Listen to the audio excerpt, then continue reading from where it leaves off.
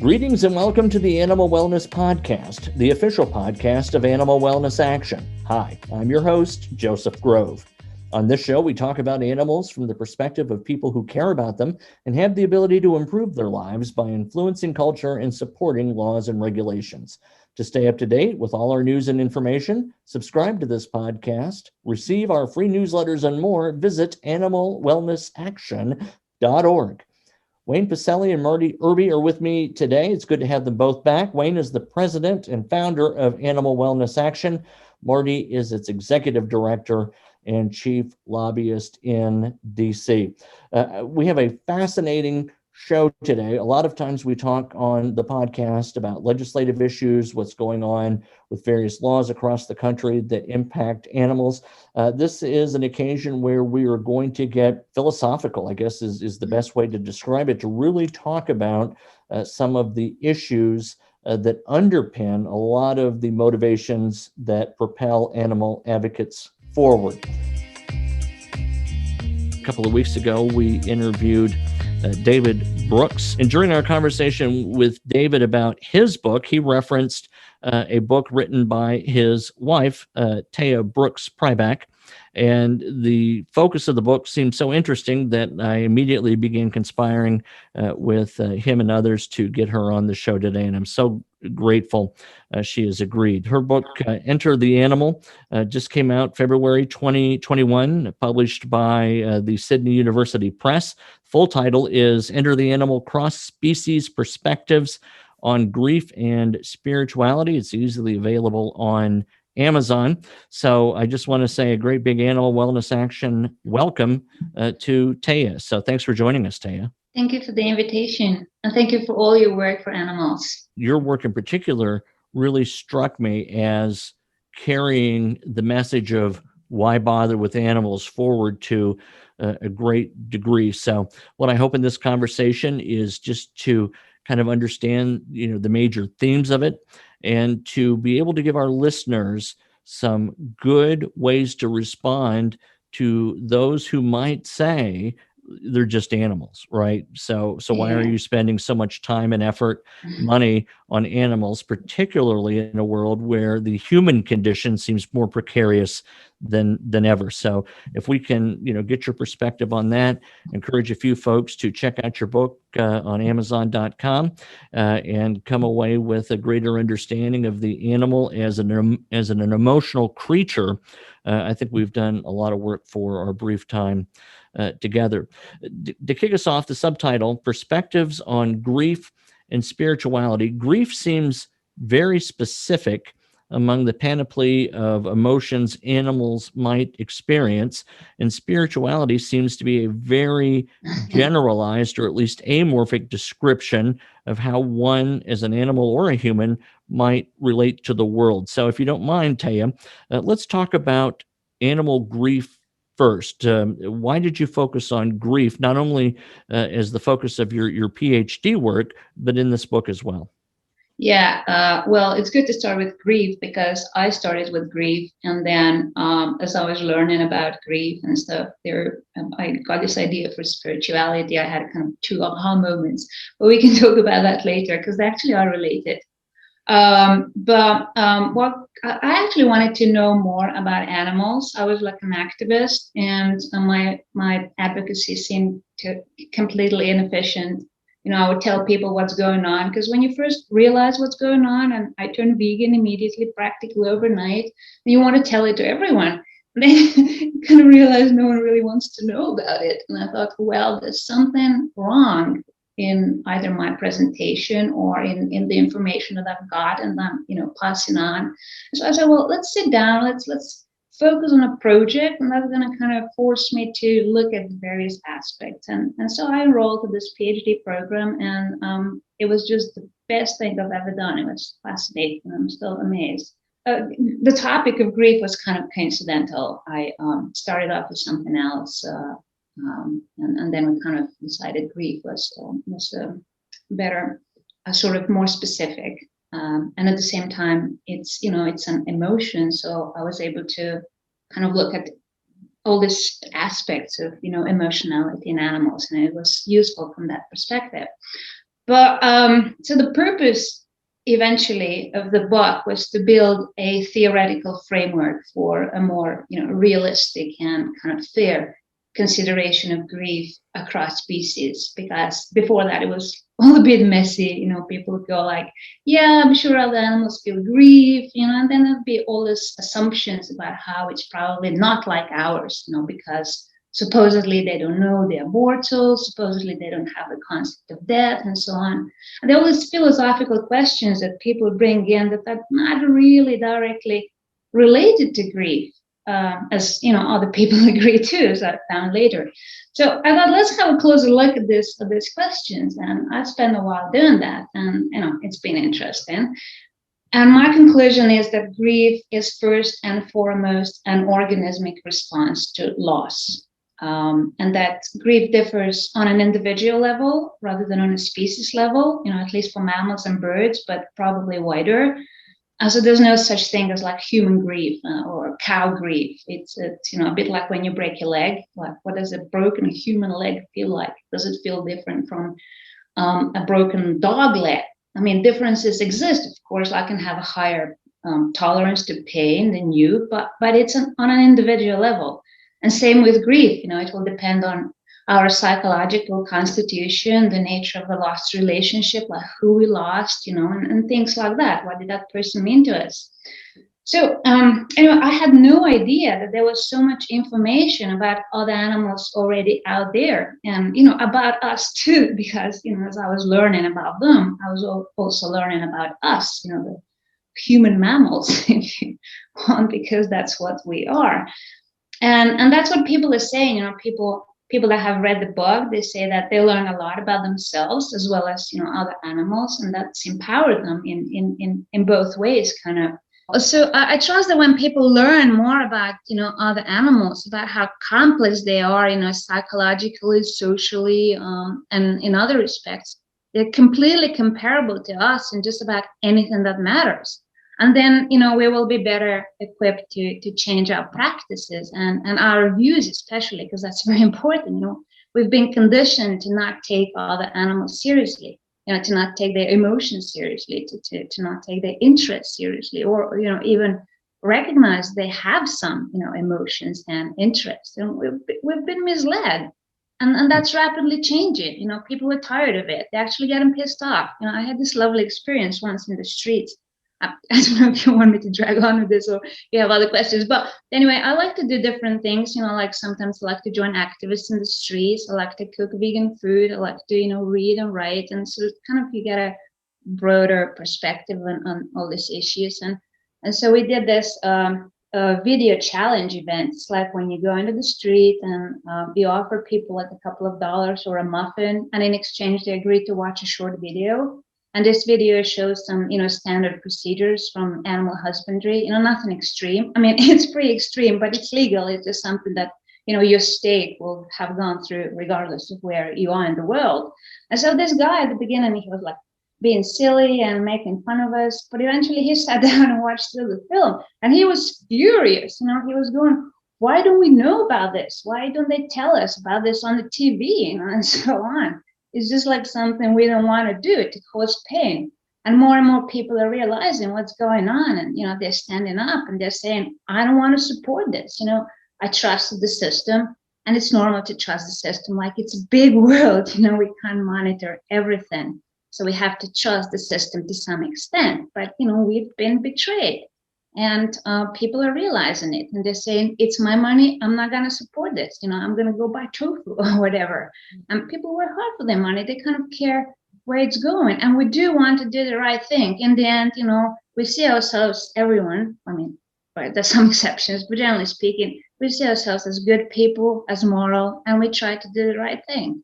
Right. And so when you, I'm sorry, Taya, finish your point, but where I want to go next is, I've seen, and they're not uncommon, memes on social media where a service animal whose owner has died will lay I always want to say prostate, but it's prostrate on the grave of his former human friend, right? And we've seen dogs cry. When you look across the rainbow of species, how does grief manifest itself among other kinds of animals? Well, see, that is a point that I'm trying to make in the book, that we have different expressions of grief, but that doesn't mean that, they're not a direct reflection of the feeling. So you've got the feeling of grief and you've got the expression of grief. And if someone is not showing an expression that is recognizable to you as an expression of grief, that doesn't mean that they're not grieving. Like, we don't really know very much about other animals' expressions, if they are, species specific. We have to, well, first find out if there is such a thing as a, dog style of grieving, of showing grief. I don't mean feeling grief, but showing grief. We don't really know about that as much as we think we do. We just go, well, that dog's doing this, or that monkey's doing that, and are they really grieving? Like, kind of, it looks weird. We don't do this, and then there's this we, And what people don't realize, and that's not the point I try to make, is that there is no such thing as a human universal way of doing things. We know that from anthropology, from all the mistakes that they made in the past, if you want. And so, I dedicate a section of a chapter to that, because I thought it was really interesting, just to show the variety, it's a selection, obviously, to show a variety of expression within human cultures. And you have stoic cultures that are not supposed to show any kind of emotion of for physical pain or emotional pain, and then you have very expressive cultures, and then you have two lines in this: expressive cultures. Some are supposed to show extreme sadness or wail and cry, and the whole village comes over and, they wail and cry. And it doesn't mean that everyone's grieving. Maybe that woman down the road doesn't care at all if that person's dead or not. But, she's supposed to come over and do it with the others. And then you have other cultures that are supposed to be extremely happy, or show cheerfulness and dance and, get drunk and things like that. And this is just a way that they express. It's a cultural, way of expressing grief, and or a ritual, if you want. And other animals, can have similar. There may be similar differences in other animal species as well. But a lot of the time, animals live in conditions where it's like life and death. It's showing vulnerability, either physical vulnerability or emotional vulnerability, can be dangerous. So it is quite possible they try to hide it more than sort of we do. Yeah, Wayne. But sorry. No, that's great. I was going to ask Wayne to reference the famous photograph of a grieving kangaroo that Mr. Brooks talked about a couple of weeks ago, and to get your thoughts from your research, Wayne, and the books you've put together on what you think of when you think of animal grief. Well, I began my activism in the 80s, and there was this notion at that time, advanced by many defenders and apologists of the status quo, that animals were just these kind of evolutionary beings in some endless quest for mating opportunities and other biological needs. And they were almost like automatons, that they didn't have a range of emotions. And it just strikes you in a daily experience with animals as absurd. Animals clearly have an incredible range of emotions. And you think of grief, we have so many stories. I can't remember all the details of what I wrote about in the Bond on this one incident, but there was a Japanese professor who walked every day with his animal to the train station. I believe the dog's name was Hachiko. And then the dog at the end of the day would come greet him at the train station, at the near the home, and they'd walk back home together. And one day the guy died at work. He had a heart attack at work, and the dog basically did a vigil for weeks and months, waiting for his human companion. And it was just an example of grief. It was an example of loyalty. It was an example of caring. And animals have all of these emotions, and they also have trauma. Trauma is a variation. You think of these elephants, and I wrote about this, that these elephants who were victims of poaching and they lose family members, these young male elephants would kill rhinos. They would literally knock the rhinos over and stab them with their tusks. They were angry, they were violent because they didn't have parental influence. And I think of all of these emotions for animals, and they're so obvious and so evident. And Taya, has captured a lot of it in her comments, but grief is just one manifestation of the emotions of animals. Marty? Yeah, Joe, I was just going to add, the most recent example, I think we've seen the famous photo of Sully, the dog that was with former President George H.W. Bush when he died, in front of the coffin at the funeral, and it really went viral. Says a lot about the companion animals that we have, their emotions and grief, just like what Wayne was talking about. I think I've actually seen that movie, Wayne, that you're talking about. It was really good. But it just is an example of, how much these creatures actually care for us that people don't really think about. But it clears the path for humans to cause harm to animals when you strip them of these characteristics of feeling and emotions. And if you just think of them as things, as biological machines, then you can do these terrible things to them, whether it's factory farms or killing kangaroos. The Australian government is just great at turning kangaroos into pests and impediments to progress. And I think this is all part of the mix of how people exploit animals, is to deny their own individuality. Right. Absolutely. Sorry, I wanted to say something about dogs, but the kangaroo issue is really interesting, that picture, and the denial of grief and emotions from scientists. I mean, like, that guy wasn't even an expert. That guy probably didn't know anything about grief, the so-called expert scientist that was called upon. I think he was a pathologist or something.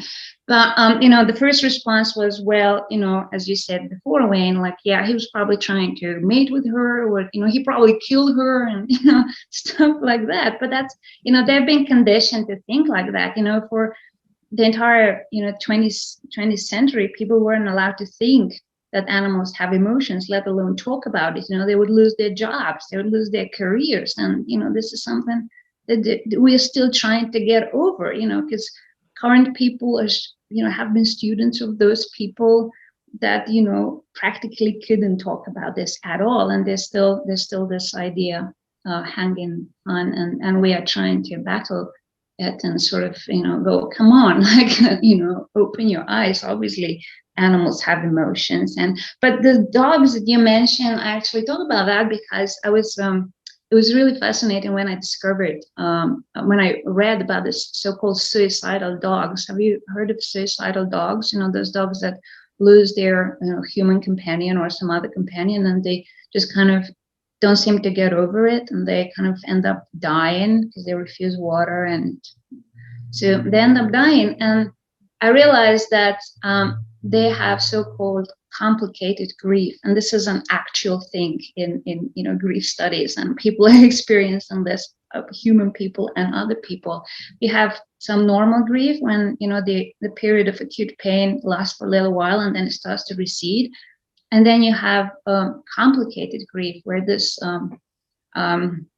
period of acute grief just kind of drags on, and you can't get over it, and eventually can, even die. And the interesting thing about it is that, again, it's a completely organismic thing. Like, it's not going to help you to know that the other person is dead. You can know it, but you still have this reaction. And researchers have done some experiments on humans. But it would be the same with other animals because we share those brain structures, and they realized that in people with complicated grief, you have brain areas linked to rewards activating alongside areas linked to pain processing, whereas with people with acute grief, you only have the pain processing area. So you get quite literally stuck, and the organism, again, craves, it's an organismic thing, craves the last subject as it may crave an addictive substance. And certain developmental contexts make individuals more prone to complicated grief. And many non-human animals, as I realized when I started to think about this, especially in captivity, may fall into these vulnerable categories. I don't know if you want me to explain this, but to elaborate on it, but it's a real thing for animals, and the developmental conditions that we raise this many animals that found themselves in, because we force them into this, may make them more prone to this awful feeling that even can kill among them in the human, end. yeah, well, Yes. even human animals. When a wife dies, it's typically the case that the average life expectancy of the widower will be shortened. The grief Yes. will in some way expedite the deterioration of him as a biological unit. Now, maybe not surprisingly to a lot of wives who may be listening to this, wives actually seem to be somewhat elongated in their lives if a male spouse dies. But men, maybe without the capacity to deal with grief in more complicated ways, if I can risk a broad generalization, seem to suffer from what you're talking about. A complicated grief that can't be processed in intellectual ways to the point where its effects are mitigated. Yeah, I think with this, older couples, a lot of the time they have this so-called merged identities. They've lived together for such a long time, and like the person sees themselves as me plus this other person. I mean, this can happen with younger people as well. When someone sort of I am David's wife. I'm not just me, but you see yourself as this thing, and it's called merged identities, and that happens a lot with people that spend together like 50 years or something, and it happens a lot in captivity as well. I mean, in non-human animal captivity, because a lot of the time animals are not given the opportunity to have a wider social circle and to spread their emotional investment around. Like you take two dogs, okay, you take two dogs instead of one dog because you want them to be together while you go off to work and wherever you're going. And these two individuals have each other, and that's all they have. I mean, they have you, but not, always. And or even sanctuaries, for farm animals and other things. There's a lot of this kind of stuff where animals can develop this merged identity, unintentionally, but it happens. And when the other person dies, then it's really hard. And a lot of animals, especially in sanctuaries, come from really difficult past situations, with psychological abuse, with physical abuse. So it may not be all that easy to form. Again, they're not automatons. You can't just put the animals together and expect they're going to be friends or, whatever. They have barriers, and it's hard for them to, just make friends with people a lot of the time. And so you have to consider, but all this kind of shows how, like us are, how we don't watch for these things normally. We give them food and we give them water, and they're okay, be happy, right? You have a little bit of space to play around. But if you look underneath, under the surface, it's just like they're exactly like this.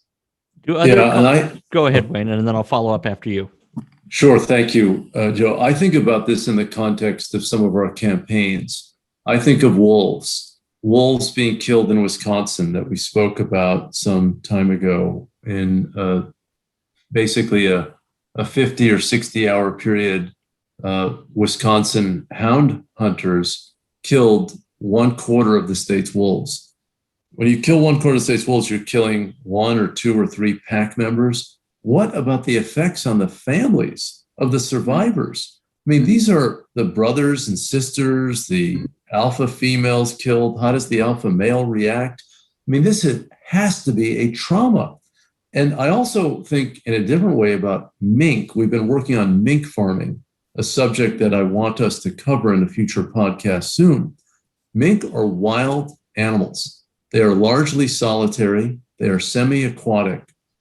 They are placed in cages on factory farms, so they never get to touch water. They're overcrowded with so many of their kind and their solitary animals.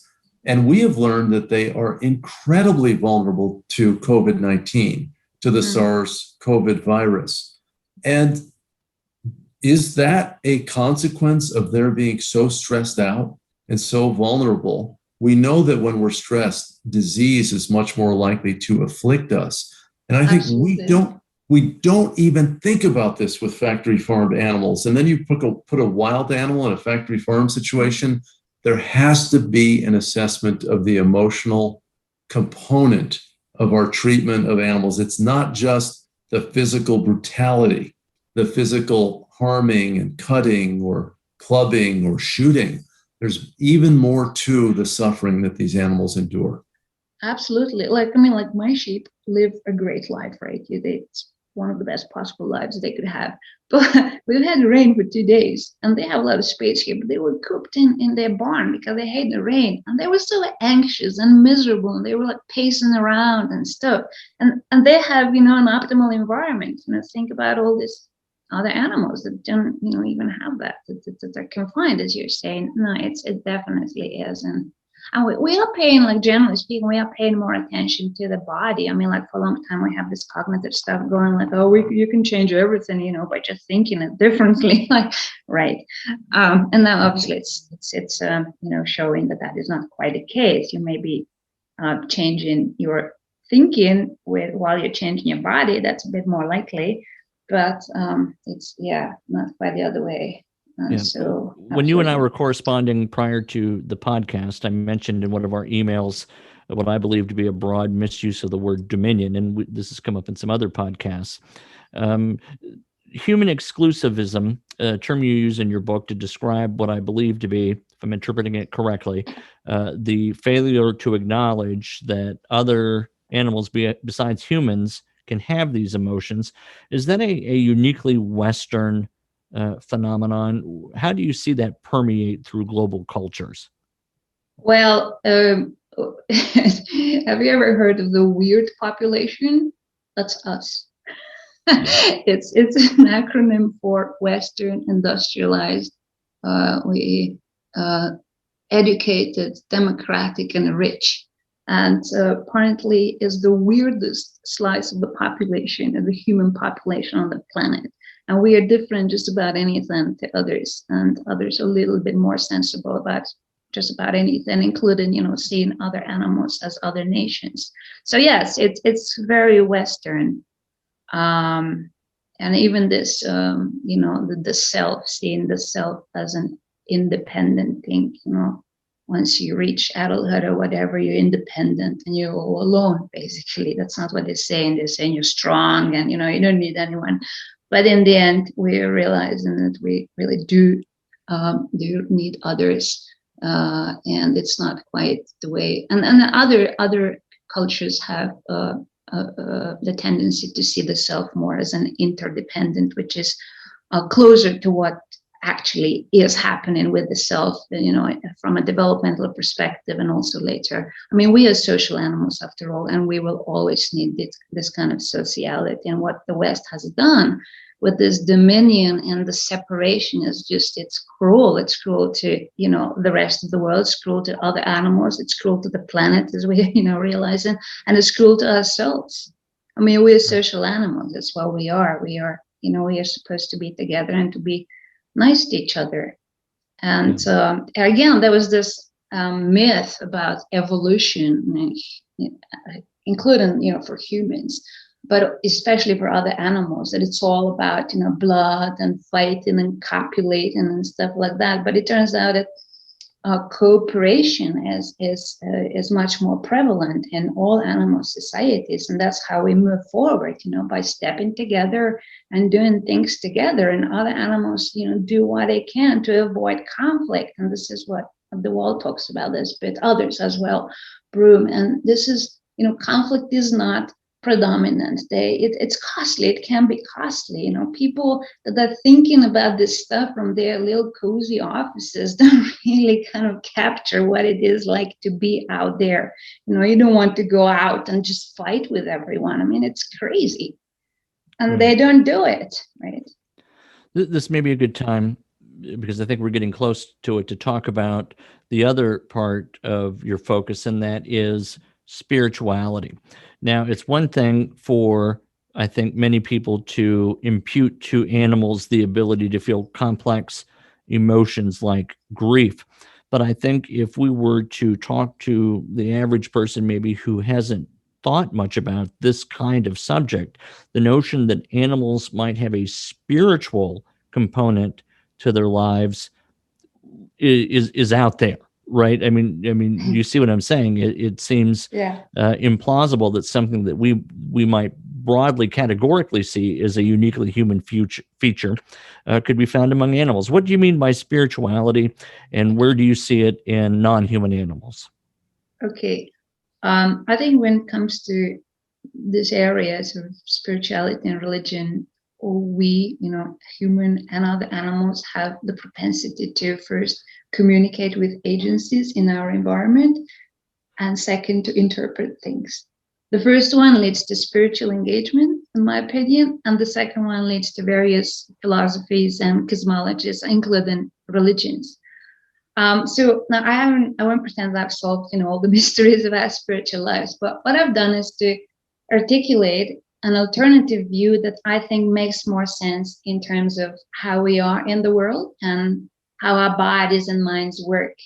And because we share these things with other animals, this alternative view also includes them, as subjects capable of these spiritual experiences. And I make this distinction between religion and spirituality.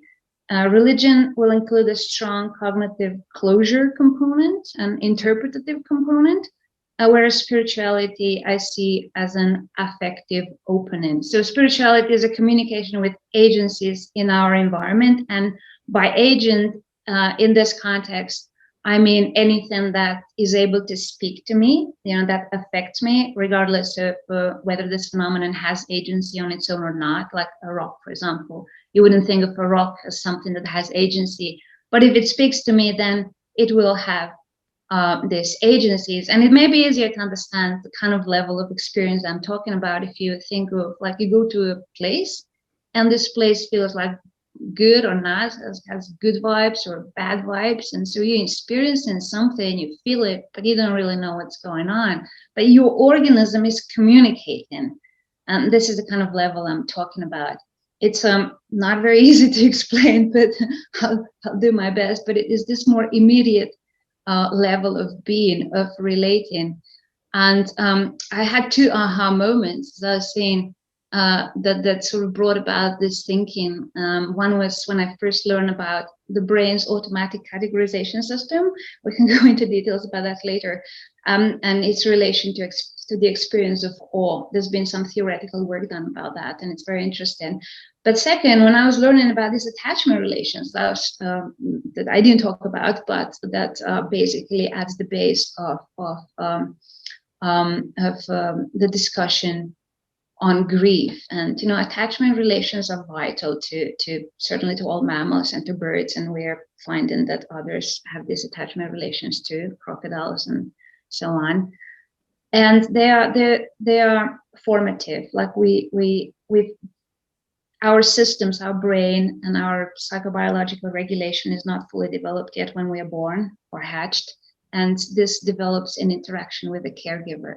So it's the way our brain shapes and our system for how we're going to deal with stress, whether we're going to be sensitized to things or not. This all develops in this interaction with our primary caregiver, the mother or someone else. And this is a very important and really interesting point. And so we are conditioned to, we have this propensity to communicate, and this starts before we are able to think about things.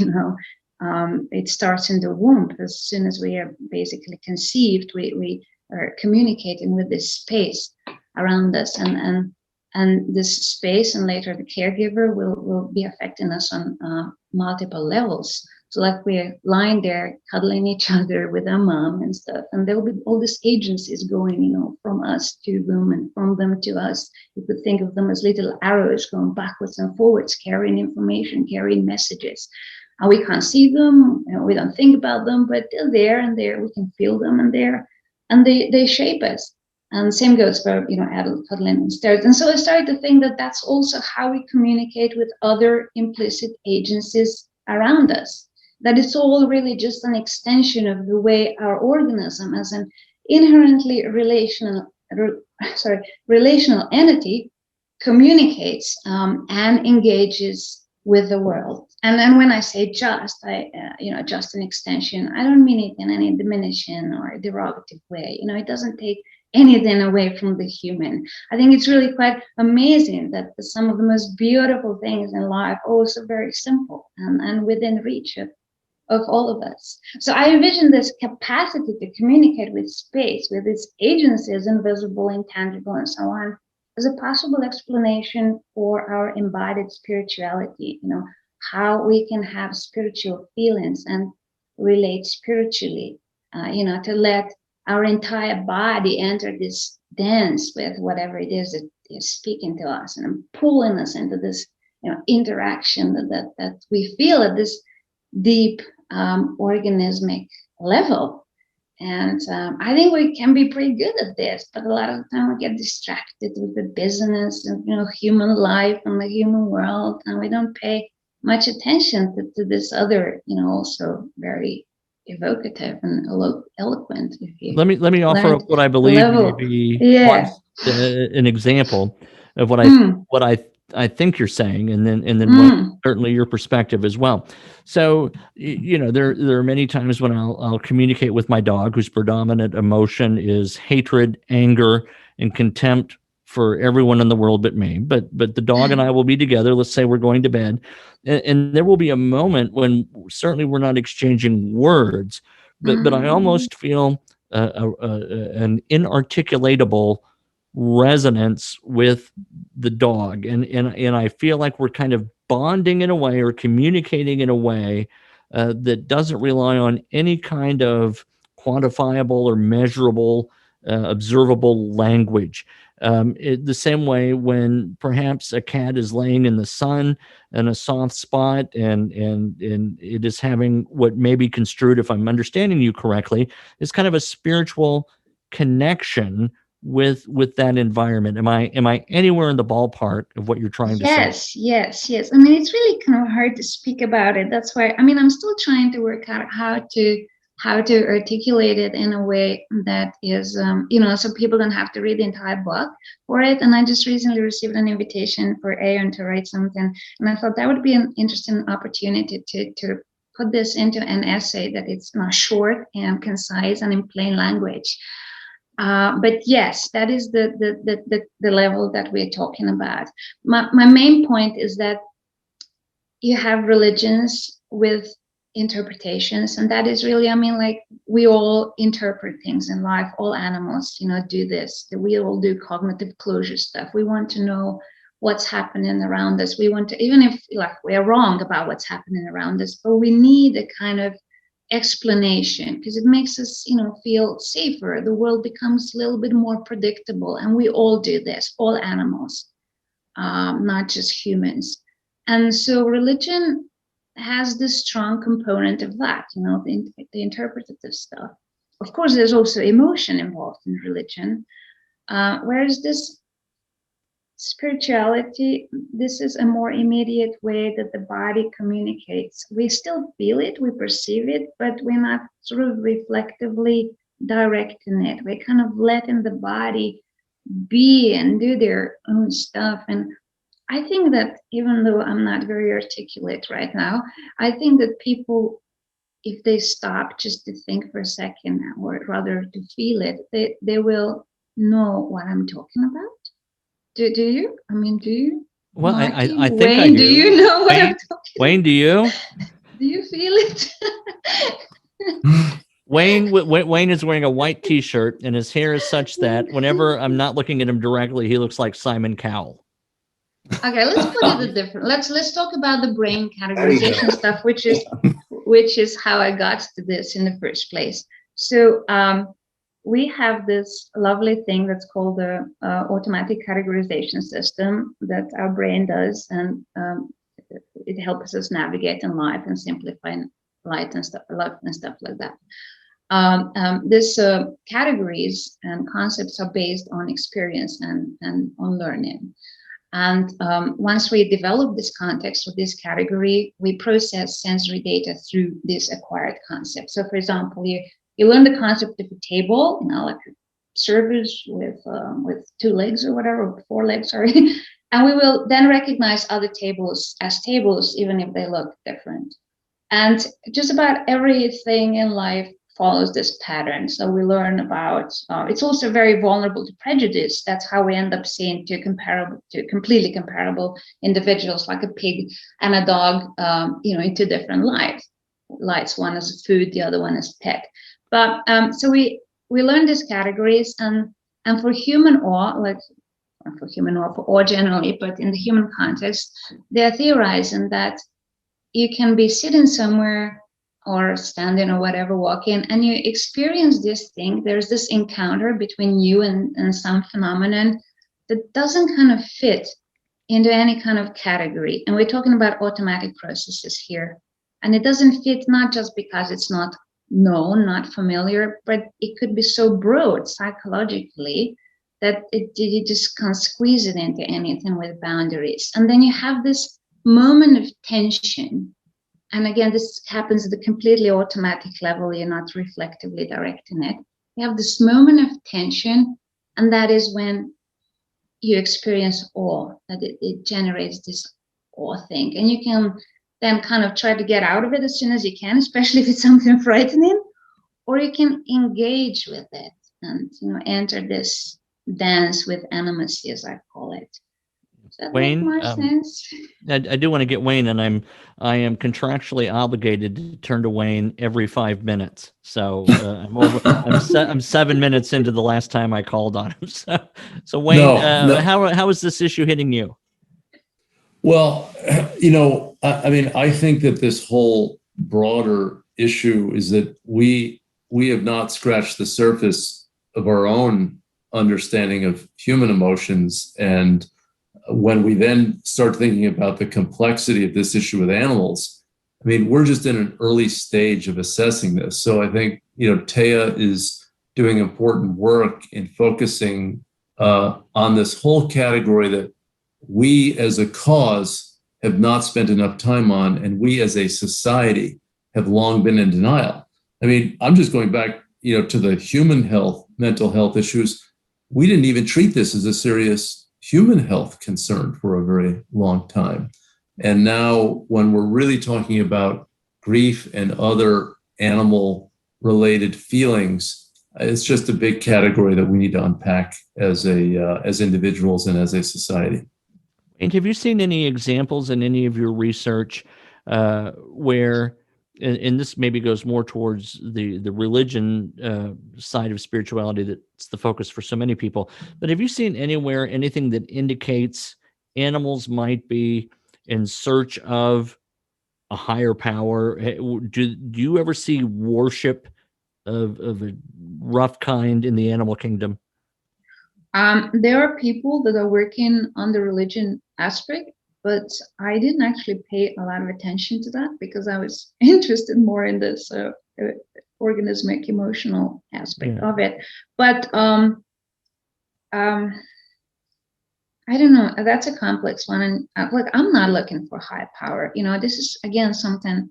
An assumption that all humans are doing that. Well, I'm not, for example, and there are lots of other people that are just happy to be here to talk to trees. I know they're not responding to me back, but to just be here embedded in life on this planet. And so I'm not looking for higher powers, and I don't know if other animals are looking for higher powers. Wayne, have you seen anything like that? I'm sorry, because Wayne. No, that's fine. Yeah. Well, I think it's a fascinating question, Joe. When you do think of differences between humans and other animals, between humans and non-human animals, this is one area where we clearly throughout so much of human history have had this quest for understanding and this faith in higher powers. It has marked, human behavior in all different cultures and societies over time, over millennia. And Christianity is a couple thousand years old, but paganism and belief in many gods has been a big part of humanity for an awfully long time.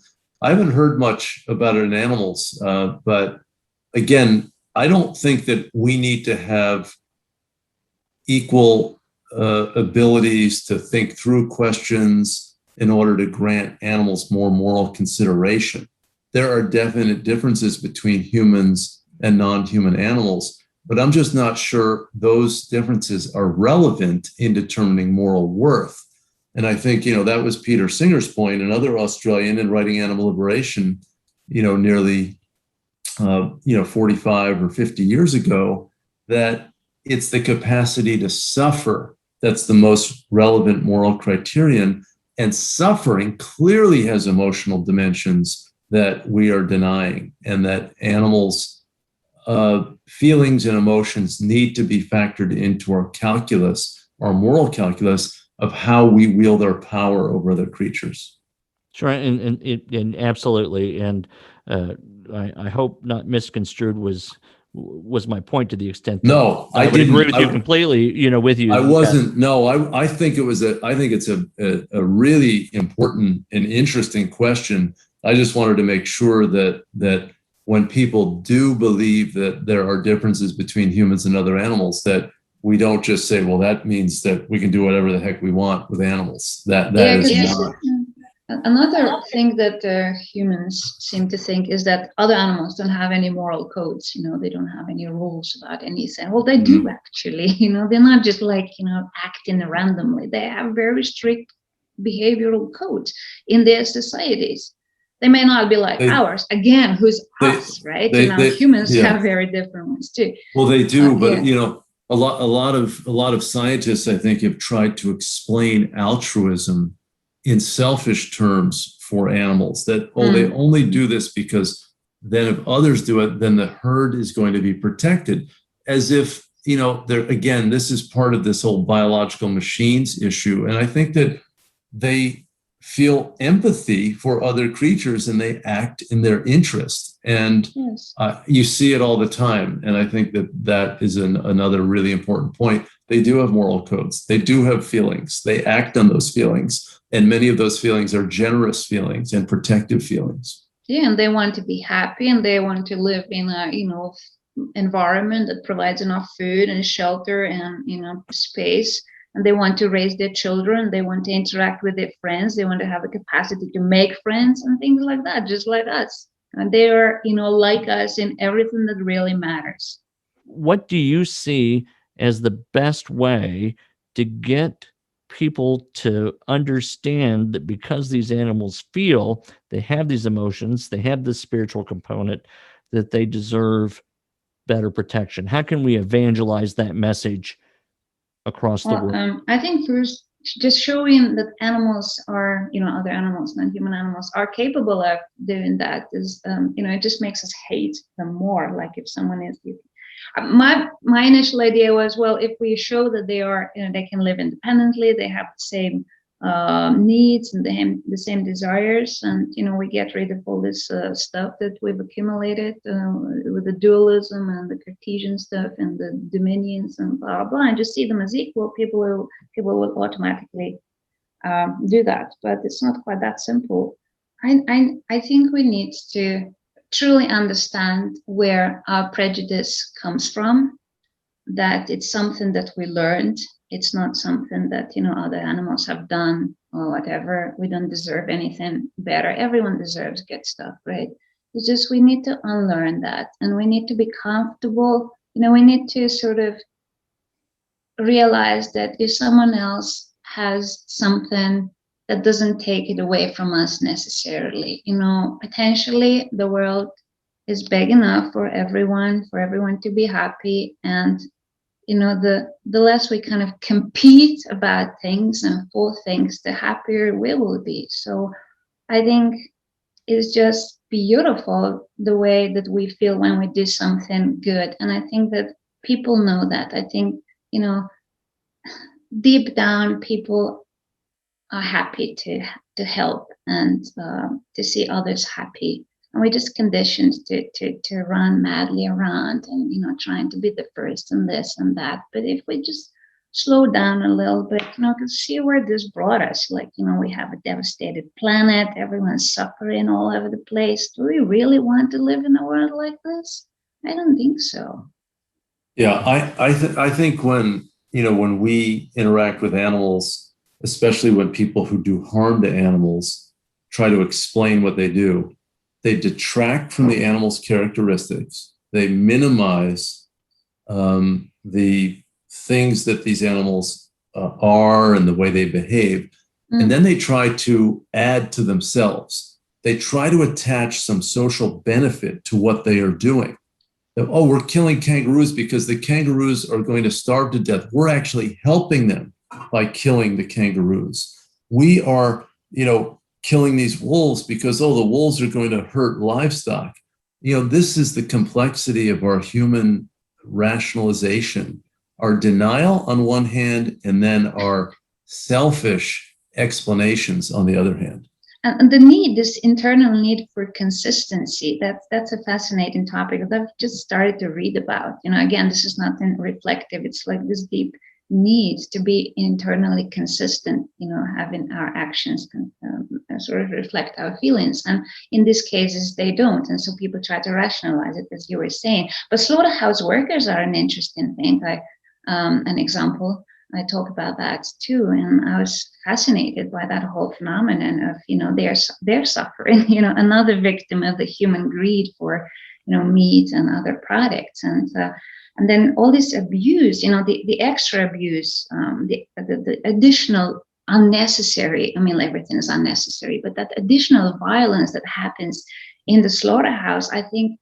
The more violent those people are, the more they're hurting, because they have to devalue these animals. They have to make them, they're worthless and, strip them of all the dignity, of all the subjectivity, everything. And they have to beat them up and stuff. And so that they can, continue their work, because that is, and we don't talk about that very much, but it's a fact, slaughterhouse workers, it's a very taxing work physically and psychologically, and communities where they have slaughterhouses, they have increased rates of violence of all kinds, and it's just coming out at last, but it's again something that is a consequence of the life and desires and greed of the privileged populations. And right now at the top of my bucket list would be to visit you and David with a bottle of wine and just sit at your dinner table, listen to the two of you talk and converse with you. You're both so fascinating, and I'm really, really grateful to have talked to you and to learn from you and tell you face to face, Zoom to Zoom, how much I admire your efforts. Wayne, Marty, any closing thoughts from you good folks? No, I think we've covered a lot of ground. Thank you. And Thea, great to be with you. And thank you so much for your contributions in the space of publishing and writing. Any serious social movement needs thinkers and intellectuals, and your contributions here are really, really welcome and appreciated. And same with you. We make a great team all together. Thank you so much. Thank you. All right. And Marty, thank you for being with us again. I appreciate that. We've been talking to Thea Brooks-Pryback, author of Enter the Animal, Cross-Species Perspectives on Grief and Spirituality. It's a fascinating read. It is heavy lifting, but it is well worth the deep dive into it. And I want to thank you to our listeners too for just turning into the podcast. Appreciate you being a fan of the Animal Wellness Podcast. Be sure to visit animalwellnessaction.org for all of our news and information, and to sign up for our news alerts. You can find us on Facebook and Twitter, and we invite you to subscribe to this podcast on iTunes, Podbean, Stitcher, or Spotify. When you do so, give us a 5-star review or an honest review, hopefully 5 stars, an honest review, but we would appreciate your feedback. Let us know how we're doing. I've been your host, Joseph Grove, and we'll be back soon with another episode of the Animal Wellness Podcast.